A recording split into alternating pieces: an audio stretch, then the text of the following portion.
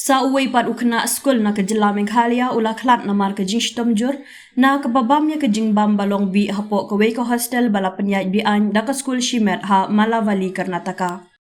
Ka khubor ka yathu bauni wei pat ukna ubala klat no udai na kathan nong ston ya ubala tip kerteng kum unami bante marwen khat ars nemrta bat ubadang puli ha ka kelas 7. Kidon hadu arpulai mut ki khynnah skul ki bedai na Meghalaya ki basa ha kini ke hostel bat ki balangat ha ke jingshitom na ke babam ya ke jingbam ke batam bala ai na ke jingle niam holi. Kumba ke long menta ki weipat ki badon ha pedeng ke jingsha sumar hapok ke hospital ki lalait na ke jingma bat ba ke jingkmi benya kadang yai peteng.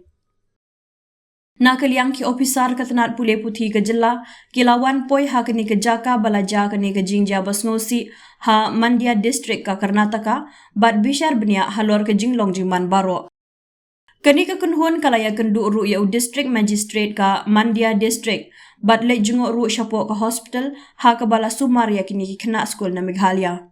Nalor kata kila le jurib ru ya ke hostel jong ke skul ha ke ba kini ke jingja kalaja bat ya kendu ya baro ki badon benta. Kini ke kunhun kan IT ru ya ke kaipod halor ki jingsham ki jongka syakat nat puli puthi. U Commissioner and Secretary Home Police Department uba Cyril Dingdo ru ulawan poi ha kini ke jaka ha ke jing senran lang daki bor penyait district bat ki hek pulit.